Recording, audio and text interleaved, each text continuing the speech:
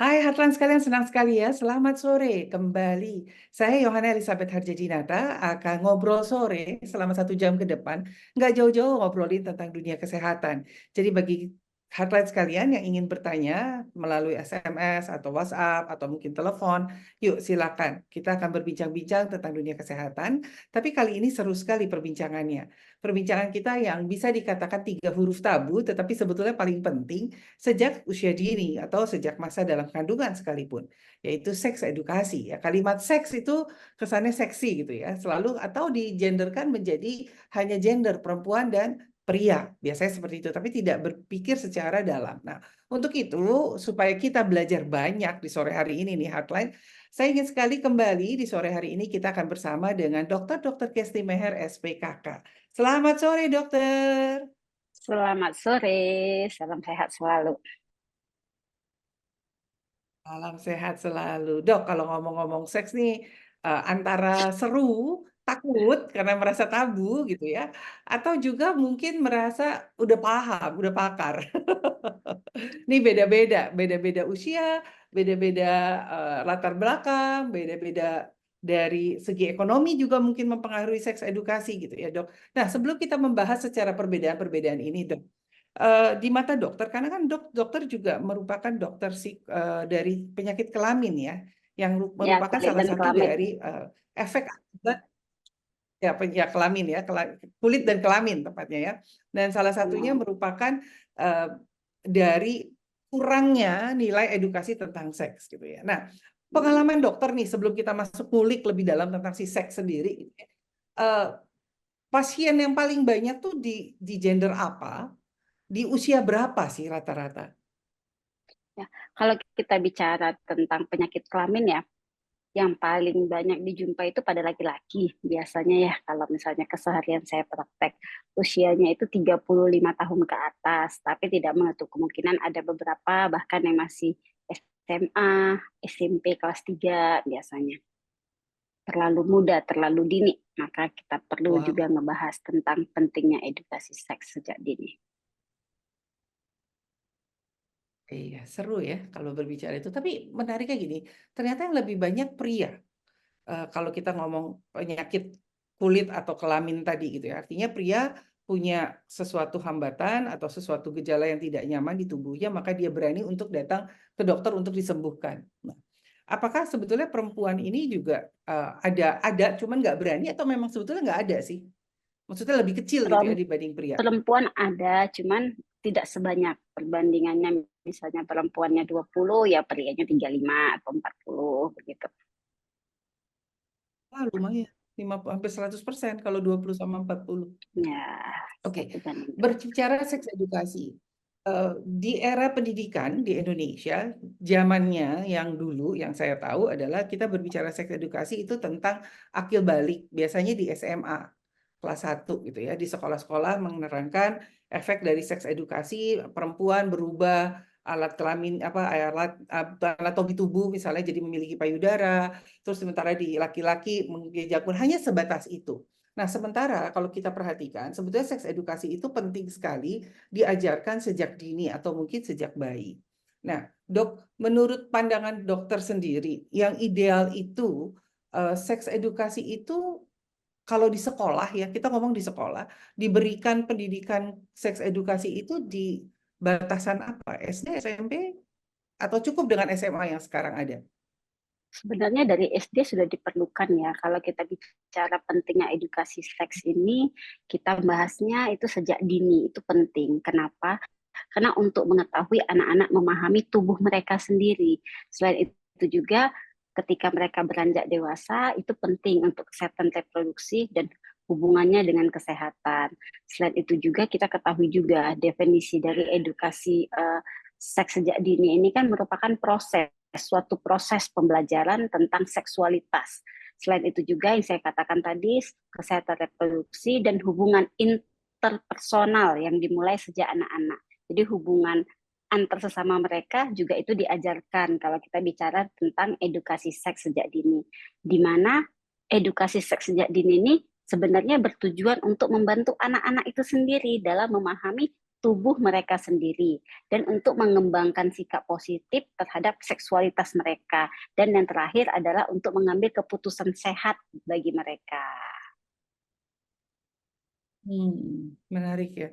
Tapi dok, banyak sekali ya orang tua kalau kita berbicara seks edukasi merasa tabu atau merasa tidak pantas untuk bercerita apalagi sejak dini. Bahkan banyak juga orang tua yang menamai alat kelamin mereka dengan istilah-istilah yang berbeda-beda macam-macam. Ada yang mangkok, ada yang burung, ada yang macam-macam lah gitu ya dengan bahasa mereka masing-masing. Sebetulnya penamaan sendiri sebetulnya tidak harus ditabukan karena itu kan bahasa tubuh sehari-hari gitu ya. Nah, apakah ini terkait dengan eh, latar belakang kita Indonesia yang budayanya begitu santun gitu sehingga harus menamai dengan istilah tertentu dan pada waktu dewasa dia bingung. Soalnya kejadian dok, saya pernah punya teman eh, anaknya ditaruh di rumah dititipin gitu, mamahnya kerja. Jadi kalau pulang sekolah dia tuh ke rumah dari sekolahnya emang kebetulan deket di rumah gitu ya.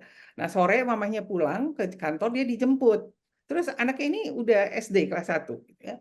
Nah, terus dia tak bilang sama anaknya, katakanlah namanya siapa ya, namanya Rini misalnya gitu ya, saya nggak bisa sebutin nama aslinya. Saya Rini, Rini ayo pulang.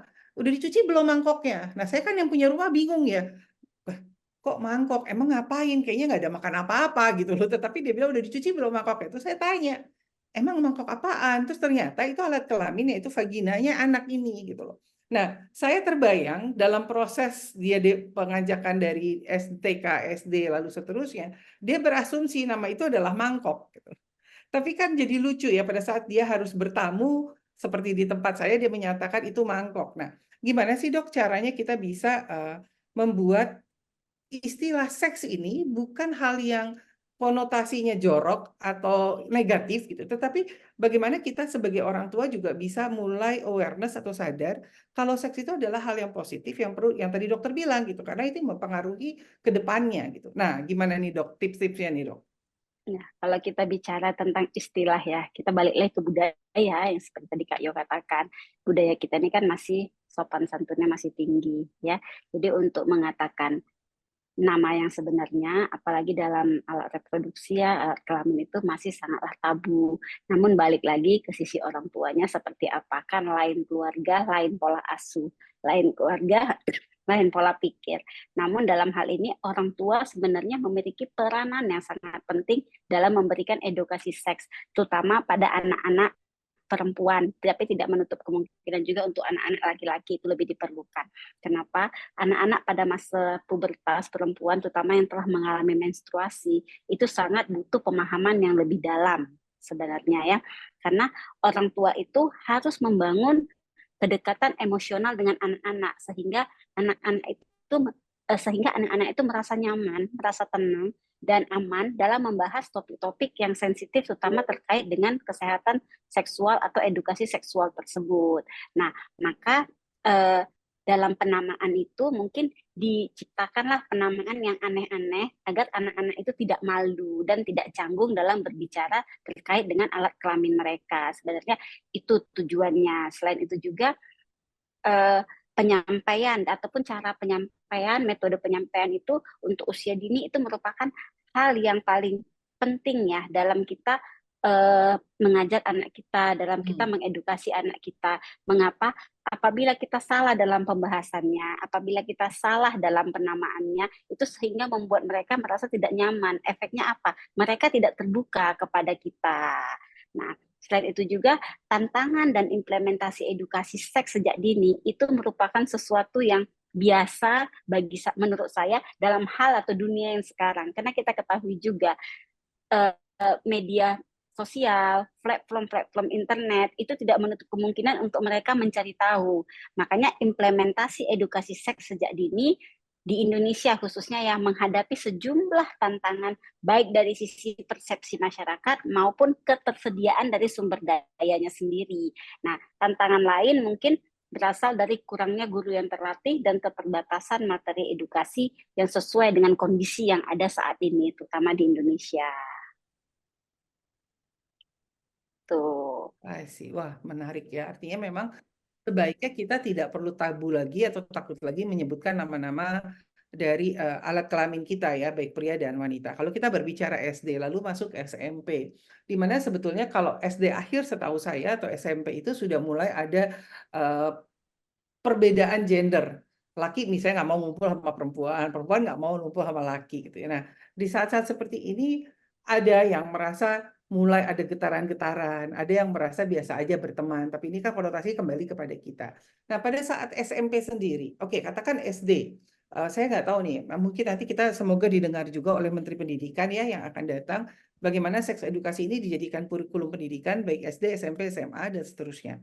Nah, pada saat dia SD, artinya peran orang tua itu harus lebih dalam dan lebih aktif, ya dok ya. Nah, bagaimana orang tua yang ini kan kalau perbedaan orang tua ini lucu-lucu ya, macam-macam, unik buat saya. Ada yang frontal, bisa cerita apa adanya. Ada yang nggak punya waktu untuk ngomong, sehingga jadi jaim gitu ya. Terus ada juga merasa tabu. Nah, bagaimana sih kita di sore hari ini, di hotline yang mendengarkan pada sore hari ini bisa mengerti kalau sebetulnya itu bukan sesuatu yang tabu, yang bisa kita bicarakan bersama-sama. Nah, kira-kira dokter juga seorang ibu dari 3 orang pria, saya juga ibu dari 2 anak pria gitu ya.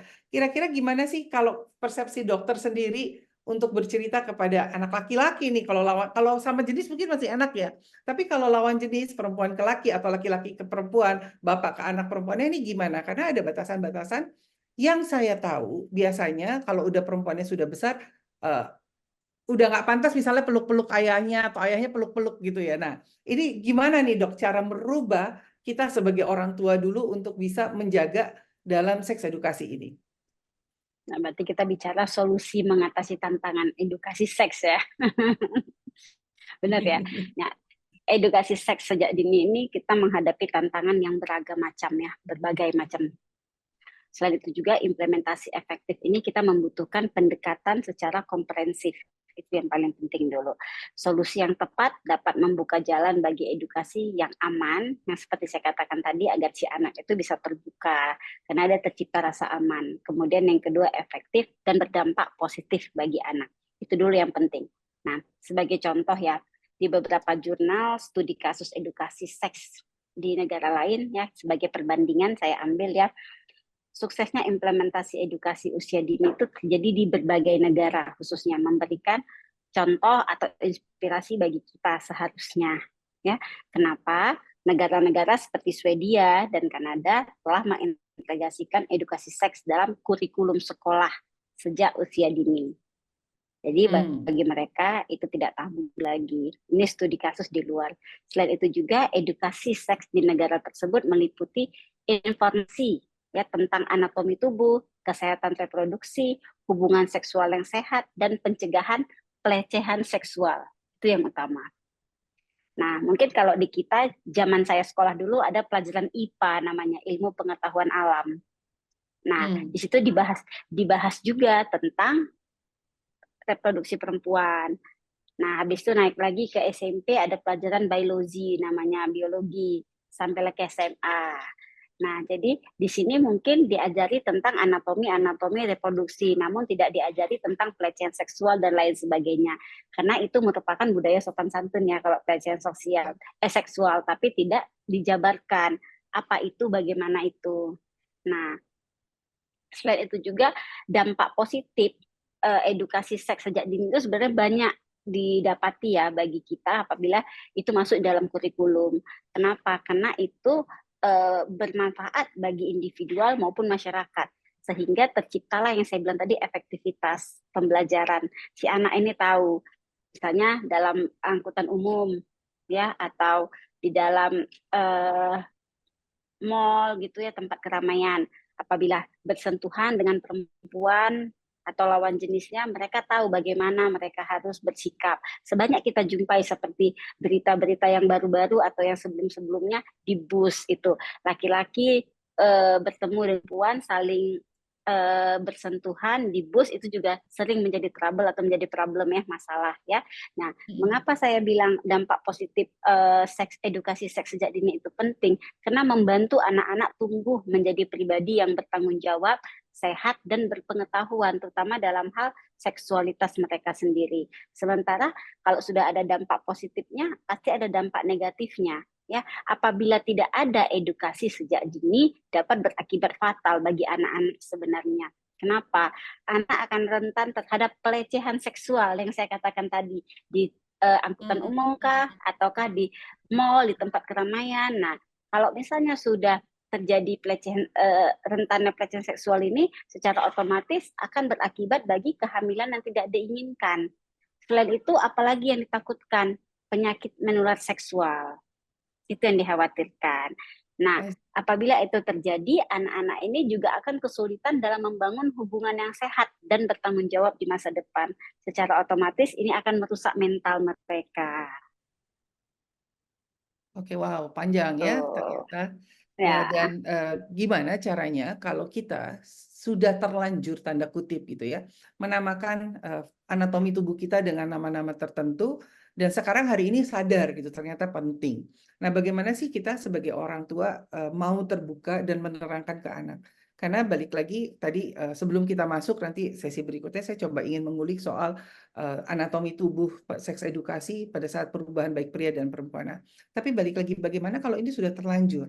Lalu bagaimana kalau ada orang-orang atau anak-anak yang trauma dalam tanda kutip dari pelecehan-pelecehan seksual, baik itu di publik transportasi ataupun mungkin di sekolah sekalipun pernah beberapa kali ada berita-berita yang arahnya misalnya penjaga sekolah gitu dan segala macam makanya dipisahkan toilet perempuan dan laki-laki kurang lebih seperti itu atau mungkin ada pelecehan seksual di antara temannya sebaya yang lebih mungkin jauh lebih matang atau matangnya matang karbit gitu ya umurnya masih kecil tapi pengetahuannya udah luas. Nah, gimana caranya menyembuhkan trauma ini, Dok?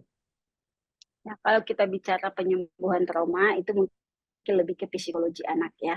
Biasanya itu kita menumbuhkan atau membangkitkan rasa percaya anak kepada kita agar si anak itu lebih mau terbuka. Bagaimana kita membangkitkan rasa percaya anak itu? Nah, mungkin di sebelumnya saya pernah ngebahas juga. Pertama, kita memberikan kepastian bahwasannya kasih sayang yang kita berikan kepada mereka itu ini loh bentuknya. Perhatiannya tuh seperti ini. Edukasinya seperti apa? Bagaimana pendekatannya? Dengan rangkulan, dengan perhatian, dengan percaya yang kita berikan, tapi tidak melepas mereka. Tetap kita mengawasi mereka. Tujuannya apa? Agar kepercayaan mereka kepada kita itu tumbuh kembali dan mereka kalau mereka sudah percaya, mereka akan merasa nyaman dan aman sehingga mereka mau berbicara. Nah, kenapa mereka bisa trauma? Trauma itu karena ada beban yang mendalam dan itu merasa sulit untuk mereka berbagi sehingga timbul rasa trauma. Nah, mengapa mereka tidak mau berbagi? Karena mereka khawatir apa yang terjadi akan terjadi lagi.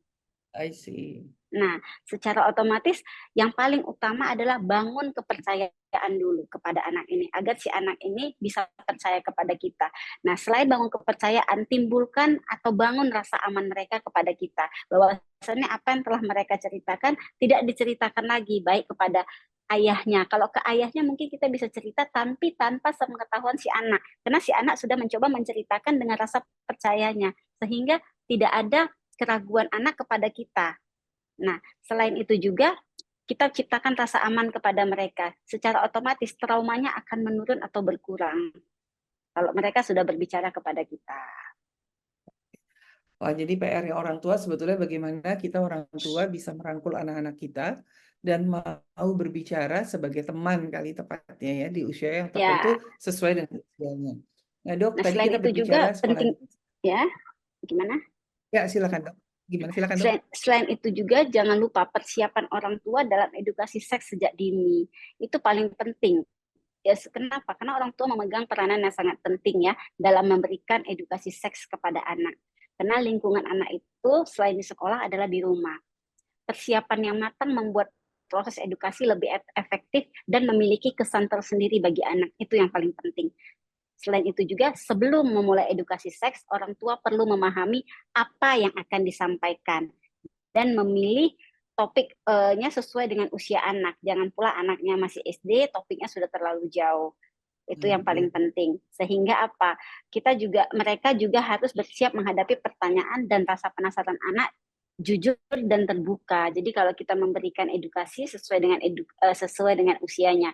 Kenapa? Di dalam proses edukasi itu dengan masa pertumbuhan anak, si anak akan melontarkan pertanyaan-pertanyaan dan kita harus siap untuk menjawab setiap pertanyaan yang diberikan ke anak kepada kita. I see. Itu Wow. juga. Memang ini menjadi seru ya di sore hari ini Heartline se-Indonesia mendengarkan dan semoga menjadi insight dan penambahan wawasan dan kita mulai yuk sama-sama memperhatikan seks edukasi sejak dini, bukan berarti seks edukasi berkaitan dengan pola seks yang kita akan lakukan atau pada usia dewasa. Ternyata dari kecil juga kita perlu adanya ilmu tentang seks gitu ya. Nah, Dok, SD masuk SMP. Ini SD akhir biasanya para perempuan ini sudah mulai akil balik gitu ya, berubah anatomi tubuhnya.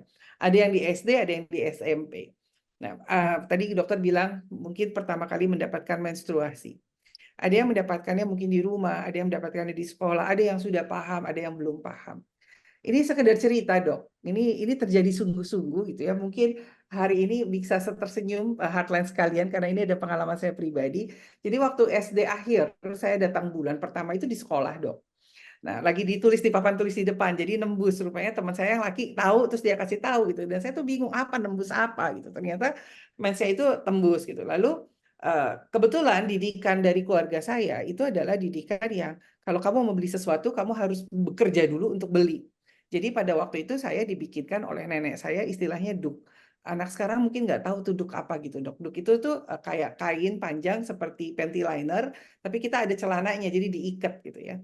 Nah, suatu hari saya sudah terbiasa dengan itu diajarin cucinya segala macam mesti. Jadi diajarin kebersihan juga, tidak hanya terhadap datang bulannya atau menstruasinya, tetapi juga kepada saat bertanggung jawab dengan kain yang harus bersih. Karena kan malu dijemur kalau ada spotnya gitu ya.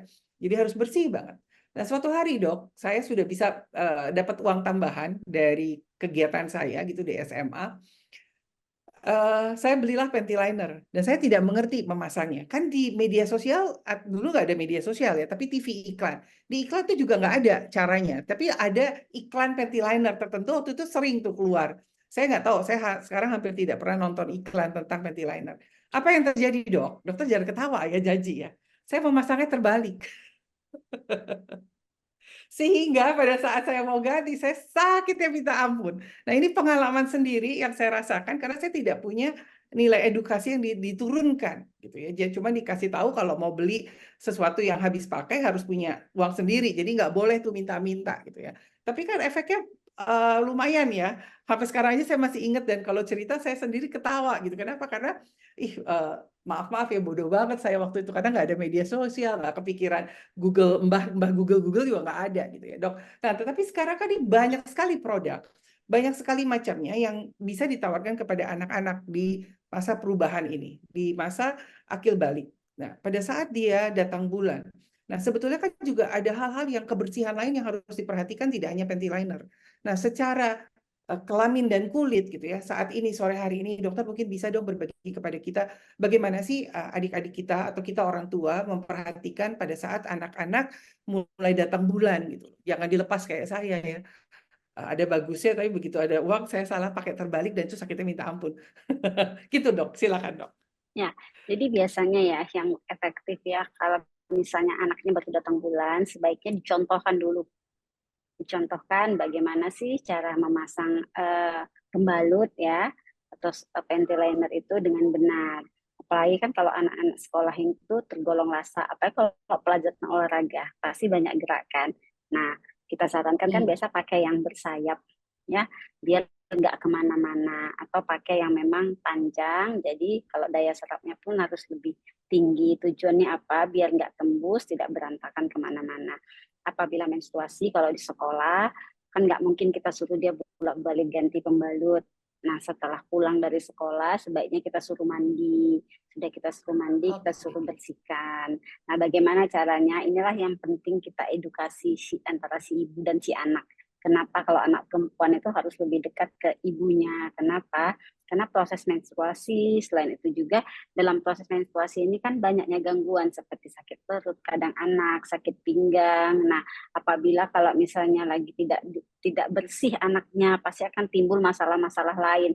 Belum lagi nanti iritasi pembalut ke Mm-mm. kelamin, biasa gatal, merah, kadang digaruk jadi luka. Ini kan jadi masalah baru. Sehingga kalau misalnya si anak itu lebih terbuka kepada ibu, ibunya kan juga akan memberikan solusi ke dokter kah atau memberi obat sesaat apabila tidak terlalu berat. Nah, maka itulah pentingnya edukasi seks ya, terutama pada perempuan untuk sistem reproduksi karena kebersihan pada saat menstruasi juga mempengaruhi si anak ke depan nantinya. Oke, apa mempengaruhi dalam hal apa nih, Dok, kira-kira? Ya kalau misalnya si anak itu kurang bersih untuk reproduksi, mungkin nanti ke depan perutnya sakit lah satu. Terus kedua, kita kan nggak tahu nih proses kehamilannya itu ke depannya seperti apa. Jadi hal-hal yang begini mungkin kelihatannya sepele, tapi sebenarnya ini sangat bermanfaat ya, terutama dalam edukasi seks anak sejak dini. I see. Nah, kalau kita berbicara perempuan, perempuan ada masa datang bulan atau menstruasi, kan juga terjadi perubahan hormon. Tadi tidak hanya fit yang dokter sampaikan, tetapi juga ada emosional, bisa-bisa temperamen terganggu lah dalam tanda kutip gitu ya, Dok. Nah, bagaimana sih, apakah anak-anak juga perlu dicermati atau diberitahu akan efek-efek yang akan terjadi pada saat datang bulan atau menstruasi tersebut, atau karena tiap anak berbeda, sebaiknya dari anaknya yang duluan gitu loh. Ini gimana nih, Dok? Gimana? Halo, putus-putus Kak Yo. Ya, kalau lagi datang bulan, kalau misalnya lagi datang bulan gitu ya, kan perubahan hormon terjadi, emosi, marah. Nah, bagaimana? Apakah orang tua yang harus memberikan pengertian atau anaknya sebaiknya juga cerita? Karena kadang-kadang anak tuh kan nggak ngerasa kok tiba-tiba maunya ngomel aja gitu, tapi sebetulnya mendekati datang bulan gitu. Nah, ini gimana nih kalau statusnya terkait dengan emosi, dengan hormon? Ya, biasa kan pada anak-anak remaja, ketika dia mau mens atau apa, biasa kan kita berikan harusnya sebaiknya ya itu diedukasi. Nanti ketika mau menstruasi, biasa kan tanya ini kok muka kotor ya, jerawatan ya, rambutku berminyak. Oke. Nah itu kita edukasi bahwasannya ketika akan mengalami proses menstruasi akan terjadi perubahan-perubahan hormon. Perubahan hormon itu menyebabkan nanti kamu akan berjerawat, mungkin mukamu akan lebih berminyak, akan ada sedikit perubahan yang kurang cantik lah ibaratnya begitu. Hmm. Tapi kamu jangan khawatir selama proses menstruasi itu akan berangsur dengan sendirinya dan akan sembuh dengan sendirinya. Kenapa? Karena ketika menstruasi terjadi peningkatan hormon. Nah, biasanya diedukasi seperti itu. Jadi agar anak-anaknya tidak terkejut selain dari penampakan physically, kita juga bilang, nanti ketika kamu menstruasi jangan sensian ya. Karena perubahan hormon itu juga buat kamu jadi cepat marah, cepat ngambek. Nah, itu harus diedukasi seperti itu. Jangan pula nanti di rumah berantem sama adiknya terus-menerus, ngomel-ngomel. Nah, itu kan harus diedukasi juga, harus Oh, menarik. dipahami. Jadi si anak itu juga nggak terkejut kan, kok aku mau marah ya, kok saya mau begini ya. Gitu. Menarik ya, Dok. Tadi aku teringat juga tentang muka wajah pada saat datang bulan. Biasanya ada, kata dokter, banyak hal-hal yang terjadi. Salah satunya ada perubahan di muka dengan banyak jerawat. Nah, kalau perempuan mens, kalau anak laki-laki itu kan akil balik, biasanya mimpi basah istilahnya gitu ya. Tidur tapi tahu-tahu udah bangun ada basah. Makanya dibilang mimpi basah. Dan itu mempengaruhi ke muka gitu, biasanya tuh paling sensi, pengennya kelihatannya kinclong gitu. Atau mungkin anaknya cuek, tapi orang tuanya nih biasanya yang suka rewel gitu ya, suruh coba obat ini gitu, suruh ini, suruh itu. Nah, ini laki dan perempuan artinya kan ada persamaan pada saat perubahan hormon. Nah, gimana nih, Dok, untuk di muka? Kalau untuk di wajah ya, biasa itu kalau perempuan itu, karena kita ketahui ya penyebab jerawat itu adalah aktivasi atau hiperaktif dari kerja kelenjar minyak. Jadi ketika kita menstruasi, saya bahas perempuan dulu ya, ini Ya, semua akan teraktivasi. Secara otomatis kelenjar minyak akan menjadi lebih aktif. Efeknya apa? Komedo bisa timbul. Yang kedua apa? Jerawat. Yang ketiga apa? Rambut dan telinga seperti ketumbean atau berminyak. Itu biasa Ah, pada perempuan. Nah, kalau pada laki-laki karena dipengaruhi hormon juga, apabila udah akhir balik, hiperaktif dari kelenjar minyak juga terjadi. Maka oleh karena itu, kadang laki-laki itu lebih banyak sering kita jumpa itu akne yang seperti batu, jerawat seperti batu ya, akne kongobata. Nah, jadi kalau perubahan fisik itu laki dan perempuan hampir sama. Cuman biasanya kalau perempuan itu lebih banyak dipengaruhi ketika mereka mau menstruasi. Tapi tidak menutup kemungkinan juga pada fase-fase pubertas antara laki dan perempuan itu memiliki kesempatan yang sama ya atau persentase yang sama untuk terjadi jerawat ataupun perubahan fisik.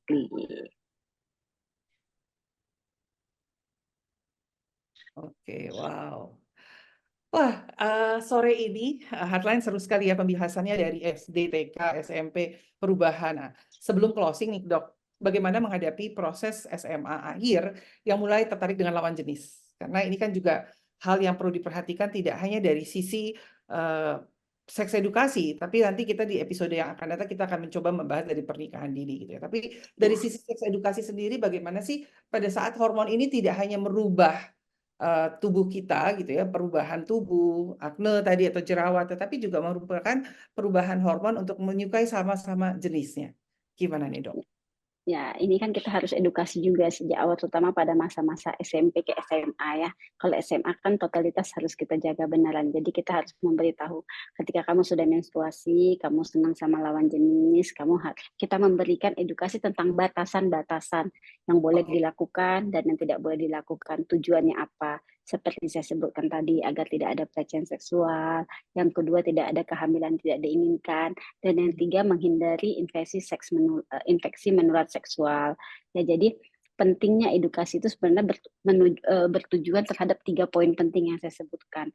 Nah, maka ketika perempuan itu menstruasi, mungkin ketika dapatnya SD aja, nah kita kasih pemahaman mereka sebatas usianya. Misalnya, nanti kalau ada laki-laki yang dekat kamu, kamu jangan mau, dalam arti jangan mau dipegang-pegang atau jangan mau diganggu-ganggu, tapi ya diawasilah ya, mungkin lebih itu bahasanya. Kalau SMP misalnya kamu senang sama orang, jangan kamu terlalu dekat atau terlalu intim atau terlalu ngikut. Nah, itu juga harus pokoknya sesuai dengan usianya aja.